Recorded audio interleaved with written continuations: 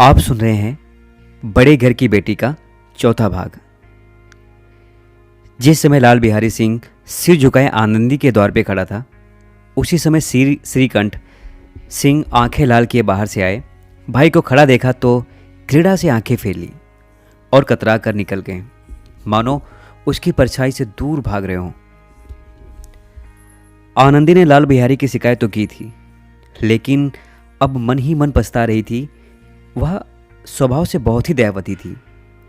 उसे इस बात का तनिक भी ध्यान न था कि बात इतनी बढ़ जाएगी। वह मन ही मन अपने पति पर झुंझला रही थी कि वह इतने गर्म क्यों होते हैं। उस पर यह भय भी था कि कहीं वो उसे इलाहाबाद जाने के लिए ना कह दें तो वो क्या करेगी। इस बीच में जब उसने लाल बिहारी को दरवाजे पर खड़े यह कहते सुना कि अब मैं जाता हूँ, मुझसे जो कुछ भी अपराध हुआ है क्षमा करना, तो उसका रहा सहा क्रोध भी पानी हो गया। वह रोने लगी। मन का मैल धोने के लिए नयन जल से उपयुक्त और कुछ वस्तु भी नहीं होती है। श्रीकंठ को देखकर आनंदी ने कहा, लाला बाहर खड़े बहुत रो रहे हैं। श्रीकंठ ने कहा, तो मैं क्या करूं? आनंदी ने कहा, क्या करोगे? भीतर बुला लो, मेरे जीभ में आग लगे। मैंने कहां से यह झगड़ा उठाया?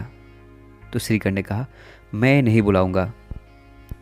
आनंदी कहती है, पछताओगे, उन्हें बहुत ग्लानि हो गई है, ऐसा ना हो वो घर छोड़ के चले जाएं। इस बात पर श्रीकंठ ने कहा।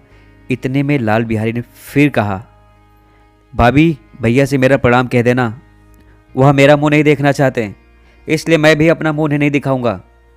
लाल बिहारी इतना कहकर लौट पड़ा और शीघ्रता से दरवाजे की ओर बढ़ा। अंत में आनंदी कमरे से निकली और हाथ पकड़ लिया। लाल बिहारी ने पीछे फिर कर देखा और आंखों में आंसू भरे बोला, मुझे जाने दो भाभी। आनंदी ने कहा, कहाँ जाते हो? लाल बिहारी ने कहा, जहां कोई मेरा मुंह ना देख सके। आनंदी ने कहा, मैं तुम्हें नहीं जाने दूंगी। इस पर लाल बिहारी कहता है, मैं तुम लोगों के साथ रहने योग्य नहीं हूं। आनंदी ने कहा, तुम्हें मेरी सौगंध, अब एक पग भी आगे न बढ़ाना। लाल बिहारी ने कहा, जब तक मुझे यह मालूम ना हो जाए कि भैया का मन मेरी तरफ से साफ हो गया है, तब तक मैं इस घर में कभी भी न रहूंगा। इस पर आनंदी ने कहा, मैं ईश्वर की साक्षी देकर कह सकती हूं कि तुम्हारी ओर से मेरे मन में थोड़ा भी मैल नहीं है। अब श्रीकंठ का भी हृदय पिघला। उन्होंने बाहर आकर लाल बिहारी को गले लगा लिया। दोनों भाई खूब फूट फूट कर रोए। लाल बिहारी ने सिसकते हुए कहा, भैया अब कभी मत कहना कि मैं तुम्हारा मुंह नहीं देखूंगा। इसके सिवा आप जो भी दंड देंगे मैं सहर्ष स्वीकार कर लूंगा। श्रीकंठ ने कांपते हुए सर में कहा, लल्लू इस बातों को बिल्कुल भूल जाओ। ईश्वर चाहेगा तो फिर कभी ऐसा अवसर नहीं आएगा। बेनी माधो सिंह जो कि बाहर से आ रहे थे, दोनों भाइयों को गले मिलते देखकर आनंद से पुलकित हो गए।